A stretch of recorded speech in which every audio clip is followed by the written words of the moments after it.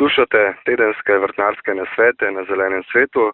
Danes se bomo pogovarjali o paradižniku, papriki, kumarah, bučah in ostalih plodovkah. Z nami je Miša Pušenjak, specialistka za zelenjadarstvo in okrasne rastline Kmetijsko-gozdarskega zavoda Maribor. Miša, lep pozdrav. Pozdravljen. Vsi že kar nestrpno pričakujemo čas, ko bomo v vrt posadili paradižnik, papriko, kumare, buče, feferone, jajčevce. Kako naj si te vrtnine sledijo na gredici oziroma kaj lahko sadimo skupaj in kaj ne? Ja, zdaj najprej na začetek čisto lepo prosim vse, ki to poslušajo, naj se še počakajo in to ne samo do 1. maja, ker koliko sem zdaj gledala napoved vremenska ni ravno nekako bistra, da bom rekla, se bo toliko ogrelo, da bi bilo za 1. maja že primerno zasaditi plodovke na prosto. Se pravi, plodovke naj zdaj v tem trenutku sadijo samo vsi tisti, ki imajo rastlinjake. To je tisto prvo osnovno navodilo, tudi če niso ogrevane rastlinjaki, tam je že toliko toplo, medtem ko nikakor še ne na prosto in mislim, da še 1. maj ne bo primeren. Kar se pa tiče tega, zdaj načeloma plodovke med sabo so neutralne, kar pomeni, da drugi ne škodijo in ne koristijo.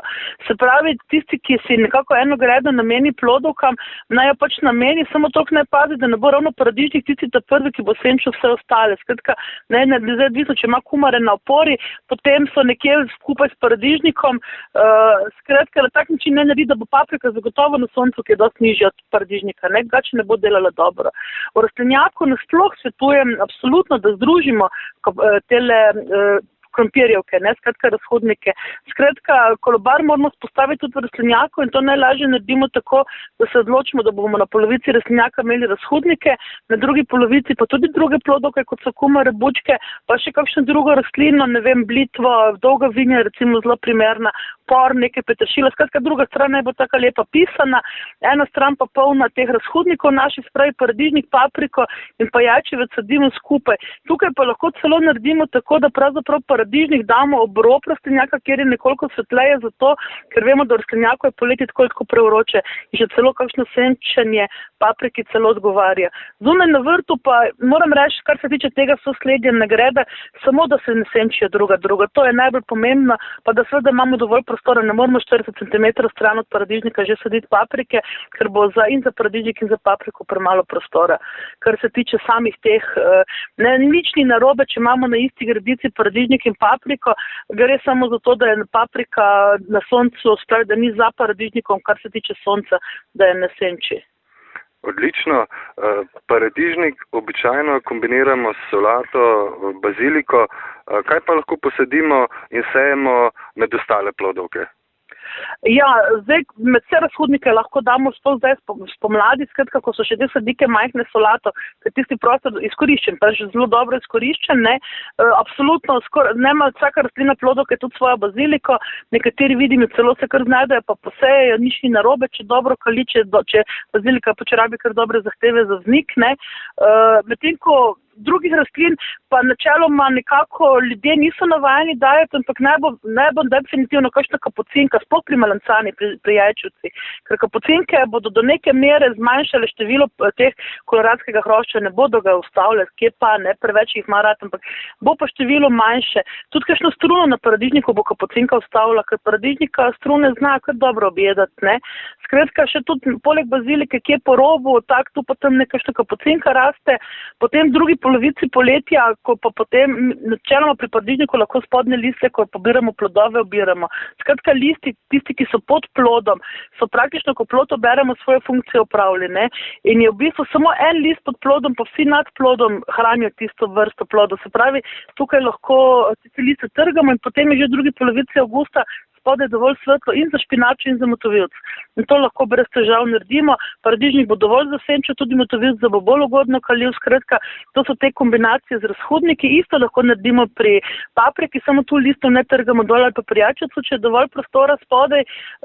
Rastline pašejo skupaj, samo običajno so te dve rastlini, ne trgamo listov dol in pol spodaj ni dovolj prostora za njih. Če pa so dovolj narazni, pa tudi tam. Kar se pa tiče bučnic pa bazilika, tudi velja, ne, se bazilika je pravzaprav dobra soseda vseh razhodnikov, vseh plodovk, tako da absolutno lahko posadimo tudi baziliko. Druga rastlina je kapucinka, pa tudi žametnica, to so med temi našimi rožcami, pa tudi deloma užitnimi, tudi kapucinka je užitna, stročnice, se pravi nizek fižol, nizek grah, to pri teh bučkah, pri bučah sploh nizek fižol recimo, ne, lahko celo zrnat fižol, zato ker je dalj časa skupaj na tej gredi. Jaz pa zelo priporočam za tiste, ki imajo radi sladko koruzo, da v bistvu kumare sadijo dobesedno kot podsevek k sladke koruze. Skratka, posadimo na normalno gredo sladke koruze, koruza tako rabi recimo vse pol metra med vrstami in kar tu to polmetrsko vrsto ali pa naredimo malo večjo vrsto, podsadimo to, da se kumare kar plazijo po tleh. In enako velja, da vsaj ob vrstah tehle sladke koruze, lahko to seveda tudi navadna koruza, ampak sladka koruza je za vrt bolj primerna, posadimo tudi bučke. Namreč koruza je CO rastlina, kar pomeni, C4 rastlina, kar pomeni, da v zrak daje ogromno CO2. In CO2 je izredno pomemben za vse plodovke, še najbolj od vsega pa prav za bučnice, za kumare. V nekaterih proizvodnih rastlinjakih celo CO2 uvaja, noter nam ga pa lahko da kar koruza naravno. Tako da se mi zdi to zelo uporabna kombinacija, tam, ker so pač malo večje grede in tam, kjer ljudje so se že navadili sladko koruzo vzhajati, me ne pročudi, da te sladke koruze pravzaprav dosti premalo na naših vrtovih, glede na to, kako jo pa imajo ljudje radi, ne. Miša, vaši nasveti so bili zopet poučni in koristni. Slišiva se ponovno naslednji teden. Pogovor z Mišo Pušenjak sem vodil Davor Špehar. Če so vam novice na Zelenem svetu všeč, vas vabim, da se na spletni strani zelenisvet.com prijavite na brezplačne nasvete. Tako jih boste tedensko prejemali na vašo elektronsko pošto. Sledite pa nam tudi na Facebooku in Twitterju.